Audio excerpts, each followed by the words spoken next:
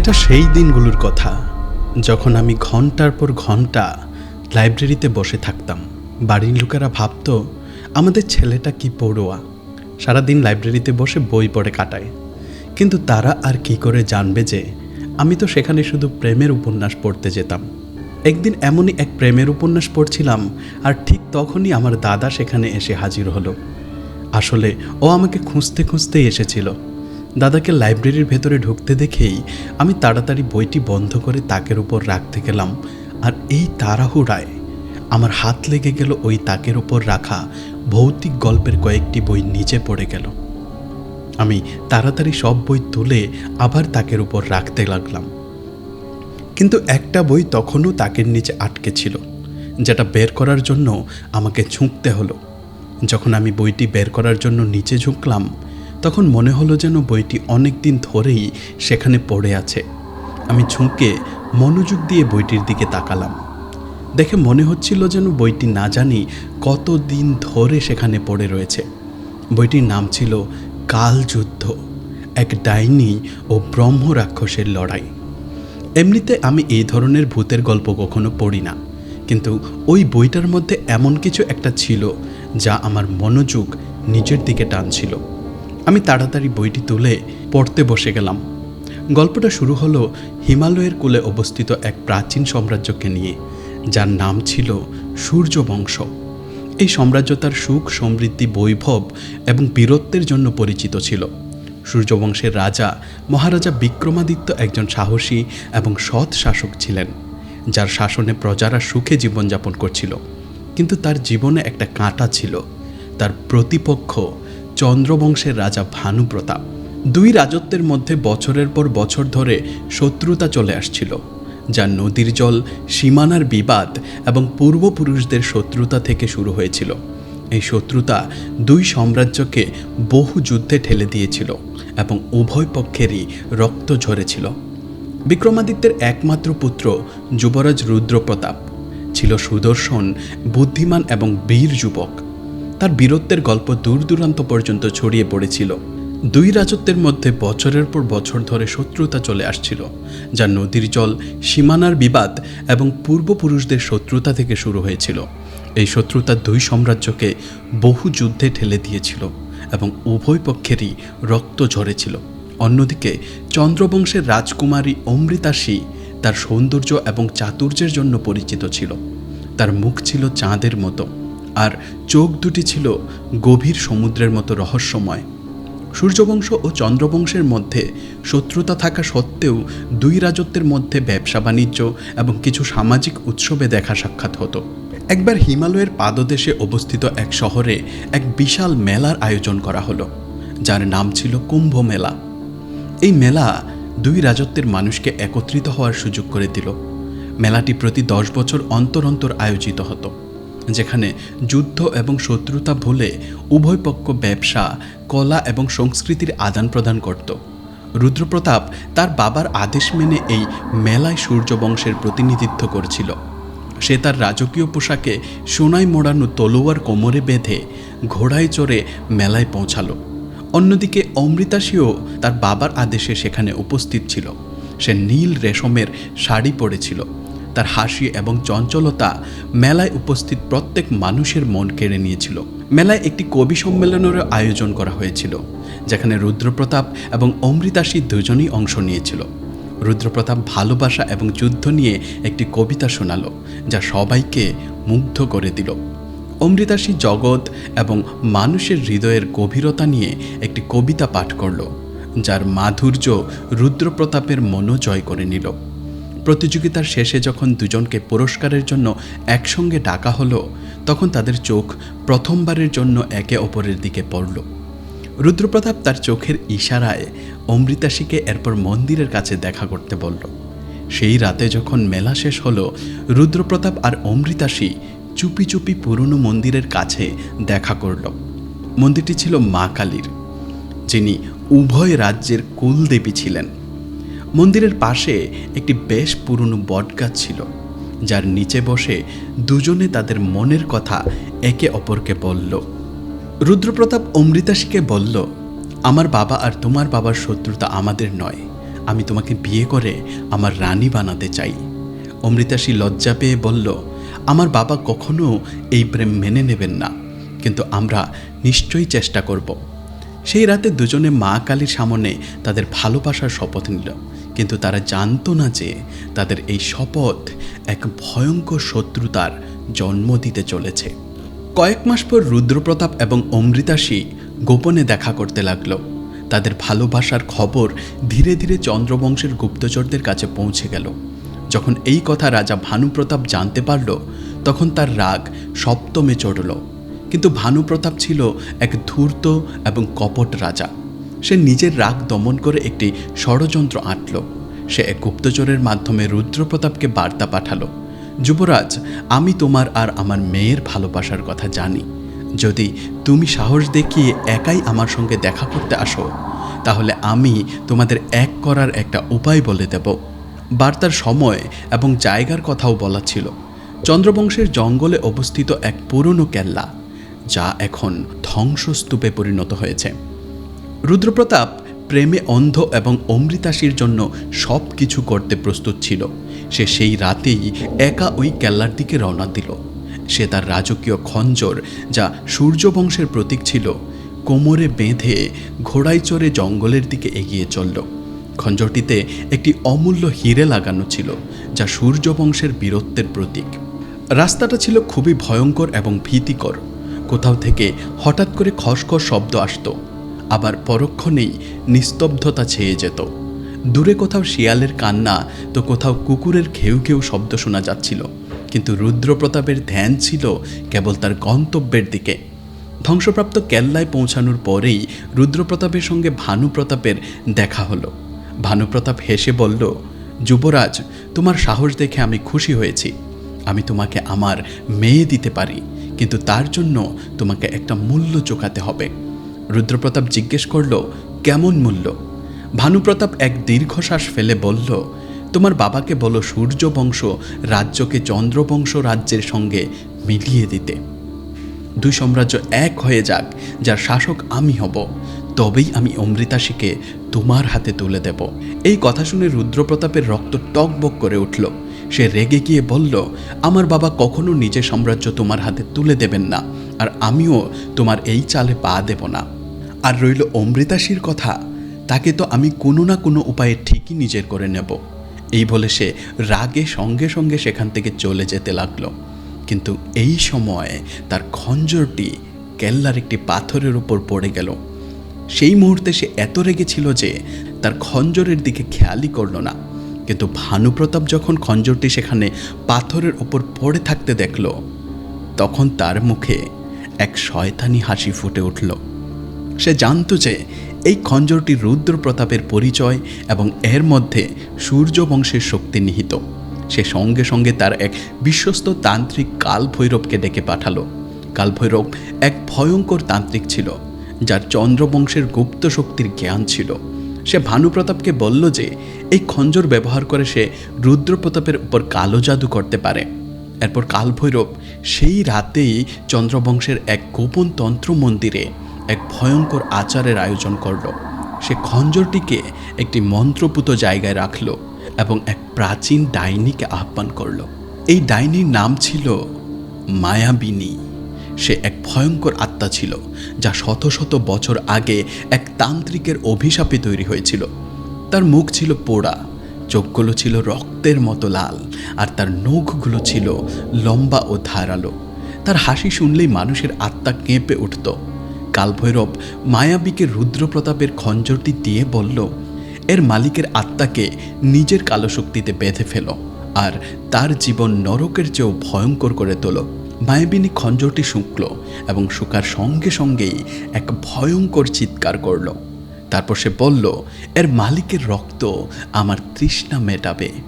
আমি তাকে প্রতি রাতে কষ্ট দেব এবং তার স্বপ্নে গিয়ে তার জীবনকে মৃত্যুর চেয়েও ভয়ঙ্কর করে তুলব। সেই রাতে কালভৈরব রুদ্রপ্রতাপের নামে এক কালো জাদু করল। সে খঞ্জরের ওপর রক্তের ফোঁটা ফেলল এবং মন্ত্র জপ করে পড়তে শুরু করল। আর এমন করার সঙ্গে সঙ্গেই বাতাসে এক অদ্ভুত গন্ধ ছড়িয়ে পড়ল। আকাশে কালো মেঘ ছেয়ে গেল। পরের দিন থেকেই রুদ্রপ্রতাপের শরীর খারাপ হতে শুরু করলো। সে রাতে ভয়ঙ্কর স্বপ্ন দেখতে লাগলো। স্বপ্নে সে একটি কালো ছায়ামূর্তি, যার মুখে কোনো চামড়া ছিল না, তাকে কষ্ট দিচ্ছে দেখতে পেত। সেই ছায়া তাকে জঙ্গলে টেনে নিয়ে যেত, যেখানে সে রক্তে ভরা পুকুরে ডুবে যেত। এই দেখে রুদ্রপ্রতাপের ঘুম উড়ে গেল। সে দিন দিন দুর্বল হতে লাগলো। তার চোখ কোটরে ঢুকে গেল এবং মুখ ফ্যাকাশে হয়ে গেল। মহারাজা বিক্রমাদিত্য যখন এই খবর পেলেন, তখন তিনি চিন্তিত হয়ে পড়লেন। তিনি তার রাজবৈদ্যকে ডাকলেন, কিন্তু কোনো ওষুধই কাজ করছিল না। রুদ্রপ্রতাপের অবস্থা দেখে অমৃতাসীও চুপি চুপি সূর্য বংশের মহলে চলে এলো। সে রুদ্রপ্রতাপকে দেখে কান্নায় ভেঙে পড়ল এবং বলল, এটা আমার বাবার চাল। আমার সন্দেহ হচ্ছে উনি নিশ্চয়ই তোমার উপর কোনো কালো জাদু করেছেন। অমৃতাসীর কথা শুনে বিক্রমাদিত্য তার পুরোহিত বিশ্বমিত্রজিকে ডাকলেন। বিশ্বমিত্র একজন তপস্বী ছিলেন, যার সূর্য বংশের শক্তি সম্পর্কে ভালো জ্ঞান ছিল। তিনি রুদ্রপ্রতাপের অবস্থা দেখে বললেন, মহারাজ, এটা কালো জাদু। কোনো শক্তিশালী ডাইনির আত্মা আপনার ছেলেকে কষ্ট দিচ্ছে। এর জন্য আমাদের সূর্য বংশের কুলদেবতা ব্রহ্ম রাক্ষসকে ডাকতে হবে। ব্রহ্ম রাক্ষস এক প্রাচীন এবং শক্তিশালী রাক্ষস ছিল। সে সূর্য বংশের রক্ষক হিসেবে পরিচিত ছিল। সে এক ঘোর তপস্বী ছিল, যে নিজের তপস্যার ফলে রাক্ষস হয়ে গিয়েছিল, কিন্তু সে তার শক্তি সূর্য বংশের রক্ষার জন্য উৎসর্গ করেছিল। বিক্রমাদিত্য সঙ্গে সঙ্গে এক বড় যজ্ঞের আয়োজন করলেন। যজ্ঞে শত শত সাধু মন্ত্র জপ করল এবং রাতের শেষ প্রহরে যখন আকাশে চাঁদ একেবারে লাল হয়ে গেল, তখন সেই ব্রহ্ম রাক্ষস আবির্ভূত হলেন। তার শরীর ছিল বিশাল, চোখ আগুনের মতো জ্বলছিল এবং তার মুকুট ছিল সোনার। তিনি গর্জন করে বললেন, কে আমার শান্তি ভঙ্গ করছে? তখন বিক্রমাদিত্য হাত জোর করে বললেন, হে ব্রহ্ম রাক্ষস, আমার ছেলের ওপর কালো জাদু করা হয়েছে। দয়া করে তাকে বাঁচান, না হলে আমি আমার বংশের প্রদীপ হারিয়ে ফেলব। ব্রহ্মরাক্ষস রুদ্রপ্রতাপকে দেখে বললেন, এটা মায়াবী ডাইনির কাজ, যে খুবই ভয়ঙ্কর এবং শক্তিশালী। কিন্তু আমি তোমাকে কথা দিচ্ছি, আমি তোমার ছেলেকে তার কবল থেকে মুক্ত করব এবং সেই ডাইনির কতল করব। পরের রাতে ব্রহ্মরাক্ষস মায়াবিনী সামনে আসলো। সে রুদ্রপ্রতাপকে একটি মন্ত্রপুত তাবিজ পরিয়ে তাকে জঙ্গলের সেই ধ্বংসপ্রাপ্ত কেল্লায় নিয়ে গেল, যেখানে কালো জাদু করা হয়েছিল। জঙ্গলের গভীরে যেখানে চাঁদের আলো গাছের ঘন ছায়া ভেদ করতে পারত না, সেখানেই সেই প্রাচীন ধ্বংসপ্রাপ্ত কেল্লাটি দাঁড়িয়েছিল। এই কেল্লা একসময় চন্দ্রবংশের গর্ব ছিল, কিন্তু এখন তা কেবল অশুভ পেঁচার ডাক আর সন্ধ্যার ঠান্ডা হাওয়ার ঠিকানা।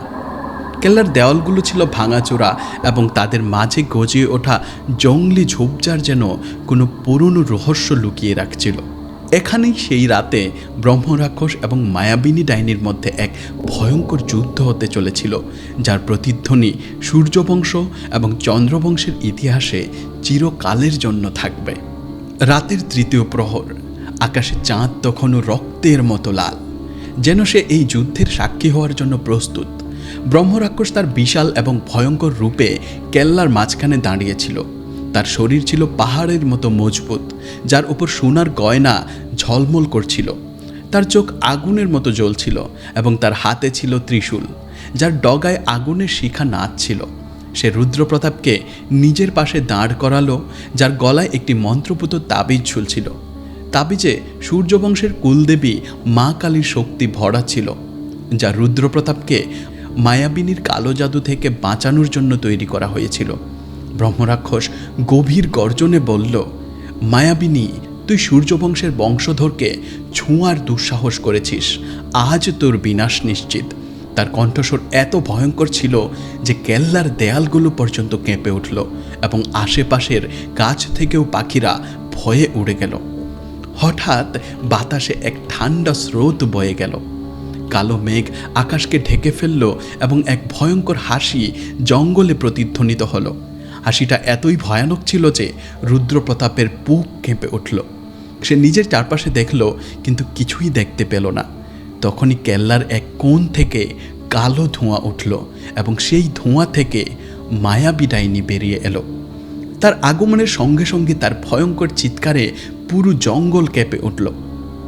মায়াবিনীর রূপ দেখে রুদ্রপ্রতাপের নিঃশ্বাস বন্ধ হয়ে গেল। তার মুখ পোড়া, কালো চামড়া যেন আগুনে পুড়ে ছাই হয়ে গেছে। তার চোখ লাল ছিল এবং তা থেকে রক্তের ফোঁটা ঝরছিল। তার চুল ছিল লম্বা এবং জট পাকানো, যা বাতাসে সাপের মতো মনে হচ্ছিল।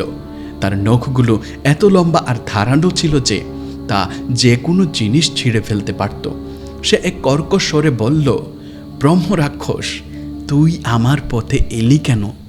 এই যুবরাজ আমার শিকার, আর এর রক্ত আমার খিদে মেটাবে। ব্রহ্মরাক্ষস তার ত্রিশূলটি বাতাসে ঘুরিয়ে বলল, মায়াবিনী, তুই এক কাপুরুষ আত্মা যে কেবল দুর্বলদের ওপর আক্রমণ করতে পারে। আজ আমি তোকে সূর্য বংশের শক্তি দেখাবো। এদিকে মায়াবিনীও তার শক্তির প্রদর্শন শুরু করে দিল। সে তার হাত দুটো বাতাসে তুলল এবং তার মুখ থেকে এক কালো মন্ত্র বেরিয়ে এলো। মন্ত্রের সঙ্গে সঙ্গে কেল্লার চারপাশে কালো ঝড় বইতে শুরু করলো। এই ঝড় এত তীব্র ছিল যে পাথরের দেয়াল পর্যন্ত নড়ে উঠছিল। মায়াবিনী তার আঙ্গুল দিয়ে এক কালো জাদু তৈরি করতে শুরু করলো, আর তার এমন করার সঙ্গে সঙ্গেই বাতাসে আগুনের শিখা ভাসতে লাগলো। এই শিখাগুলো ছিল নীল ও লাল, যা থেকে এক অদ্ভুত দুর্গন্ধ আসছিল। মায়াবিনী হেসে বলল, ব্রহ্মরাক্ষস, তুই যত শক্তিশালী হোস না কেন, আমার কালো জাদুর সামনে তোর এই ত্রিশূল আজ অকেজো। সে তার আঙুল দিয়ে একটি আগুনের গোলা ব্রহ্মরাক্ষসের দিকে ছুড়ল। আগুন এতই তীব্র ছিল যে তা বাতাস চিড়ে এগিয়ে যাচ্ছিল, কিন্তু ব্রহ্মরাক্ষস তার ত্রিশূলটি সামনে ধরল, যা মায়াবীর আগুনকে গিলে নিল। এটা থেকে মায়াবী রাগে অগ্নিশর্মা হয়ে গেল।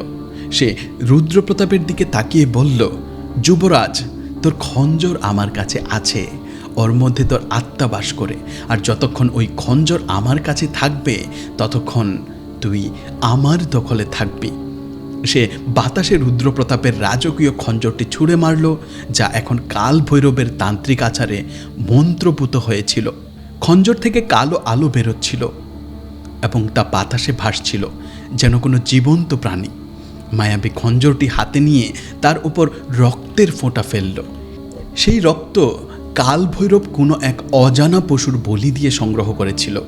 রক্তের ফোঁটা খঞ্জরে পড়ার সঙ্গে সঙ্গেই রুদ্রপ্রতাপের শরীরে তীব্র যন্ত্রণা শুরু হলো। সে যন্ত্রণায় চিৎকার করে মাটিতে পড়ে গেল। তার চোখ সাদা হয়ে গেল এবং মুখ দিয়ে ফেনা বেরোতে লাগলো। এটা দেখে মায়াবিনী হেসে বলল, দেখ ব্রহ্মরাক্ষস, দেখ, তোর যুবরাজ এখন আমার দখলে। ব্রহ্মরাক্ষস রুদ্রপ্রতাপের অবস্থা দেখে রাগে জ্বলে উঠল। সে এক শক্তিশালী মন্ত্র জপ করতে শুরু করলো, যার গভীর ধ্বনিতে কেল্লার দেয়ালগুলো পর্যন্ত প্রতিধ্বনিত হলো। মন্ত্রের সঙ্গে সঙ্গে তার ত্রিশূল থেকে এক সোনালি আলো বেরোতে লাগলো। এই আলো এত তীব্র ছিল যে মায়াবীর কালো ঝড়ও দুর্বল হয়ে পড়েছিল। ব্রহ্মরাক্ষস বলল, মায়াবী, তুই যে খঞ্জরকে অপবিত্র করেছিস তা সূর্য বংশের শক্তির প্রতীক। তুই তাকে নিজের কালো জাদু দিয়ে নোংরা করতে পারবি না। এই বলে সে তার ত্রিশূলটি বাতাসে ঘোরালো এবং একটি সোনালি চক্রের মতো আলো দ্রুত মায়াবীর দিকে এগিয়ে গেল। এই চক্র এত শক্তিশালী ছিল যে তা মায়াবীর কালো জাদুর শিখাগুলোকে কেটে ফেলল। তখন মায়াবী তার নখ দিয়ে ব্রহ্মরাক্ষসের ওপর হামলা করল। তার নখ এত ধারালো ছিল যে তা পাথর পর্যন্ত ছিঁড়ে ফেলতে পারত। সে ব্রহ্মরাক্ষসের বুকে আঘাত করল, কিন্তু ব্রহ্মরাক্ষস তার ত্রিশূল দিয়ে সেই আঘাত রুখে দিল। দুজনের শক্তি মুখোমুখি সংঘর্ষ করল এবং এক প্রচণ্ড বিস্ফোরণ হলো। বিস্ফোরণের শব্দ এত প্রখর ছিল যে জঙ্গলের পশুরাও ভয়ে পালাতে লাগলো। মায়াবিনী বুঝতে পারল যে ব্রহ্মরাক্ষসকে সরাসরি যুদ্ধে হারানো এত সহজ নয়। তাই সে তার চাল বদলালো। সে বাতাসে এক মন্ত্র পড়ল এবং কালো ধোঁয়া থেকে শত শত প্রেতাত্মা বেরিয়ে এলো। এই পিশাচরা ছিল মায়াবিনীর গোলাম, যাদের সে তান্ত্রিক আচারের মাধ্যমে বন্দি করেছিল। প্রত্যেক প্রেতের মুখ ছিল ভয়ঙ্কর এবং তাদের চোখ ছিল কুটোরগত। তারা সবাই একসঙ্গে ব্রহ্মরাক্ষসের দিকে এগিয়ে আসতে থাকলো, আর তাদের মুখ থেকে বেরোচ্ছিল হাড় কাঁপানো চিৎকার। ব্রহ্মরাক্ষস এই পিশাচদের দেখে হাসল, বলল, মায়াবিনী, তুই এই অসহায় আত্মাদের বন্দি করেছিস, কিন্তু আমি এদের মুক্ত করব।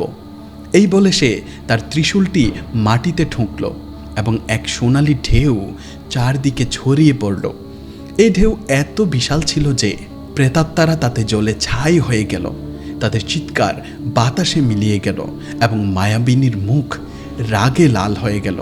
মায়াবী এবার তার শেষ চাল চালল। সে খঞ্জরটি বাতাসে ছুঁড়ে এক প্রাচীন মন্ত্র পড়ল, যা কালভৈরব তাকে শিখিয়েছিল। সেই মন্ত্রের সঙ্গে সঙ্গে খঞ্জর থেকে এক কালো দরজা খুলে গেল, যার ভেতর থেকে আরও ভয়ঙ্কর পিশাচরা বেরিয়ে আসতে লাগলো। এই পিশাচরা ছিল মায়াবীর সেনা, যারা শত শত বছর ধরে তার গোলাম ছিল। তারা সবাই ব্রহ্মরাক্ষসকে চারদিক থেকে ঘিরে ফেলল। ব্রহ্মরাক্ষস দেখল যে যুদ্ধ আরও জটিল হচ্ছে। সে রুদ্রপ্রতাপের দিকে তাকালো, যে তখনও মাটিতে পড়ে যন্ত্রণায় ছটফট করছিল। সে মনে মনে মা কালীকে আহ্বান করল এবং এক প্রাচীন মন্ত্র জপতে শুরু করল। এই মন্ত্র এত শক্তিশালী ছিল যে তা পড়ার সঙ্গে সঙ্গেই আকাশে বিদ্যুৎ চমকাতে লাগলো। কেল্লার ওপরে আকাশে এক বিশাল সোনালী যন্ত্র তৈরি হলো, যার মাঝে মা কালীর চিহ্ন জ্বলজ্বল করছিল। ব্রহ্মরাক্ষস তার ত্রিশূলটি যন্ত্রের দিকে তুলল এবং তা থেকে এক সোনালী আলো বেরিয়ে এলো। এই আলো এতই তীব্র ছিল যে মায়াবীর কালো সৈন্য তাতে দাও দাও করে জ্বলতে লাগলো। মায়াবী চিৎকার করে বলল, এটা অসম্ভব, আমার শক্তিকে কেউ হারাতে পারে না। কিন্তু ব্রহ্মরাক্ষস মন্ত্র জপ করে আরও তীব্র করে দিল। সে তার ত্রিশূল দিয়ে খঞ্জরটিকে স্পর্শ করল, আর খঞ্জর থেকে কালো আলো অদৃশ্য হয়ে গেল। খঞ্জরটি আবার সূর্যবংশের শক্তিতে ঝলমল করতে লাগলো। ব্রহ্মরাক্ষস খঞ্জরটি বাতাসে ছুড়ল এবং তা গিয়ে মায়াবীর বুকে বিঁধে গেল। মায়াবী এক ভয়ঙ্কর চিৎকার করল এবং তার শরীর কালো ধোঁয়ায় পরিণত হতে লাগলো। মায়াবী অতি দুর্বল হয়ে পড়েছিল। সে শেষবারের মতো ব্রহ্মরাক্ষসকে আক্রমণ করার চেষ্টা করল, কিন্তু ব্রহ্মরাক্ষস তার ত্রিশূল দিয়ে এক মন্ত্রপিত যন্ত্র তৈরি করল। এই যন্ত্রটি একটি জালের মতো ছিল, যাতে মায়াবীর আত্মা বন্দী হয়ে গেল। তার চিৎকার ধীরে ধীরে শান্ত হয়ে গেল এবং যন্ত্রের মধ্যে তার আত্মা একটি ছোট কালো পাথরে পরিণত হলো। ব্রহ্মরাক্ষস পাথরটি হাতে নিয়ে বলল, মায়াবী, আজ তোর অন্ত হলো। তুই আর কখনো সূর্যবংশকে জ্বালাতন করতে পারবি না। সে সেই পাথরটিকে তার ত্রিশূল দিয়ে চূর্ণ বিচূর্ণ করে দিল এবং মায়াবীর আত্মা চিরকালের জন্য শেষ হয়ে গেল। মায়াবীর বিনাশের সঙ্গে সঙ্গে রুদ্রপ্রতাপের শরীর থেকে কালো জাতির প্রভাবও কেটে গেল। তার চোখ আগের মতো হয়ে গেল এবং সে ধীরে ধীরে উঠে দাঁড়ালো। সে ব্রহ্মরাক্ষসকে প্রণাম করে বলল, হে কুলরক্ষক, আপনি আমাকে জীবনদান দিয়েছেন, আমি আপনার কাছে ঋণী।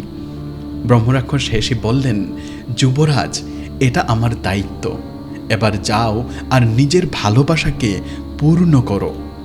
এরপর ব্রহ্মরাক্ষস এক সোনালী জ্যোতিতে পরিণত হয়ে অদৃশ্য হয়ে গেলেন।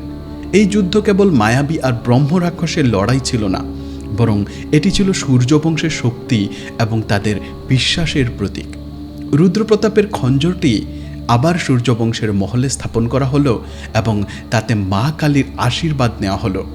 এই যুদ্ধের কাহিনী সূর্যবংশ এবং চন্দ্রবংশের মধ্যে এক নতুন অধ্যায়ের সূচনা করল, যেখানে ভালোবাসা এবং শান্তি শত্রুতাকে পরাজিত করল। এখানেই বইটির গল্প শেষ হলো। আমি বইটি বন্ধ করে দিলাম, ততক্ষণে সন্ধ্যা হয়ে অন্ধকার নামতে শুরু করেছে। আমি উঠে বইটি যথাস্থানে রেখে বাড়ি যাব বলে উঠতেই ঠিক তখনই আমার নজর আবার তাকের নিচে পড়ল। সেখানে আমি ঠিক তেমনই আরও একটা বই ধুলোর মধ্যে পড়ে থাকতে দেখলাম। এই বইটিকে দেখেও মনে হচ্ছিল যেন এটি না জানি কত সময় ধরে এখানে পড়ে আছে এবং আমাকে নিজের দিকে ডাকছে।